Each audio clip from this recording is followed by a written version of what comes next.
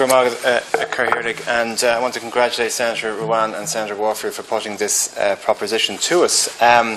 Could I also just make the point, in agreement with Senator Richmond, that in fairness it is important to try and convince people who aren't of the same point of view as yourself. I think people are getting maybe a window into what it was like being in government for Fine Gael for 5 years, trying to get anything over the line in terms of progressive change. The marriage equality proposition, which was roundly celebrated, and they're still doing laps of honour around it around the country, was something that they didn't want, and kicked into the Constitutional Convention in order to delay without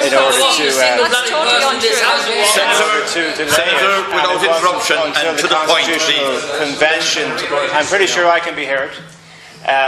It wasn't until the Constitutional Convention came to the conclusion that we should have a referendum that they agreed it should happen. In fact, the Protection of Life During Pregnancy Bill almost collapsed the government, if memory serves me correctly. So it's of no surprise to me and members of my party that a very progressive, innovative change to our voting law proposed by Senator Warfield and Senator Aodhán would be objected to by Fianna Fáil and Fine Gael. And I'm just wondering what they are afraid of. Is it young people?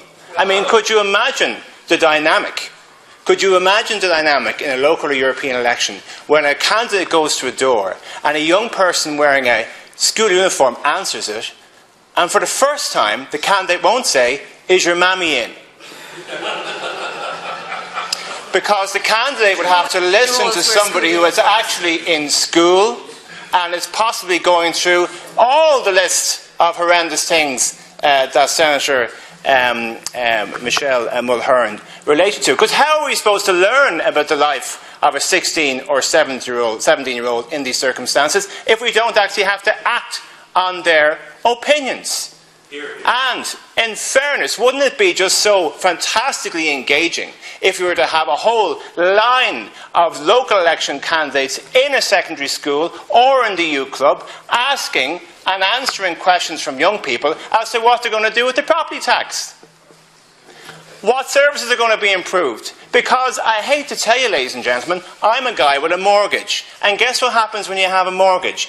You just get a bit weird. You begin to worry about stuff that's going to happen in your area. You become a little bit more conservative when it comes to halting sites. You get a little bit more conservative when it comes to injecting centres. You get a little bit more conservative when it comes to drug treatment centres. You get a little bit more conservative when it comes to social housing. Wouldn't it be wonderful if we had a whole generation of young people without mortgages who could actually stand up for decency and equality and public services and things that they fundamentally believe in before they're beaten into the ground by our obsession with living in a capitalist society that chains them to having mortgages and to holding on to their castles for the rest of their lives. I think young people, I spent 11 years as a teacher, and I learned more from the children that I taught than I ever taught them.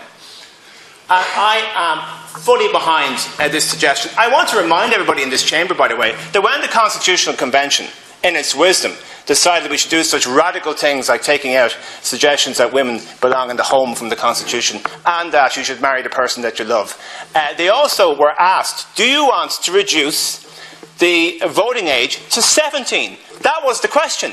And guess what they said? No, it should go down to 16.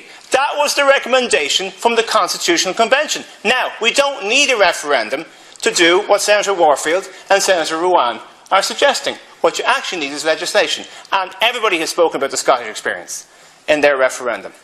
And the numbers of young people who are finally engaged in the democratic process. So my point would be a Carhick. I believe in the idealism of youth.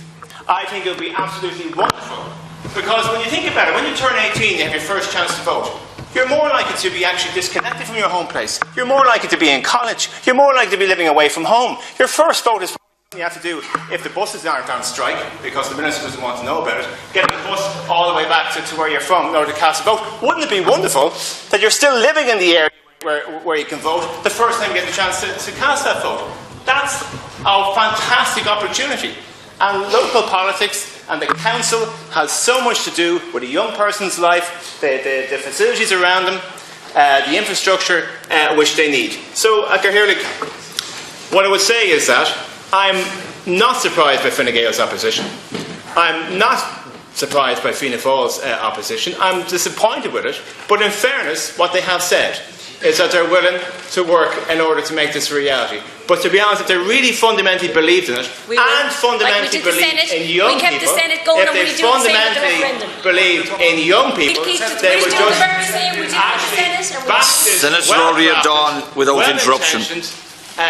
Important piece of legislation and allow 16 and 70-year-olds to actually ask their Fianna Fáil and Fine Gael candidates at local elections what they actually believe in. And maybe actually ask them a pertinent question. Because the last thing I'll say, I remember actually having a dull debate in my school, and all the candidates were there. It was fantastic. And we had all the young people in my school who were asking questions. And the most interesting one came from a little girl who actually asked the Fianna Fáil candidate and the Fine Gael candidate, what's the difference?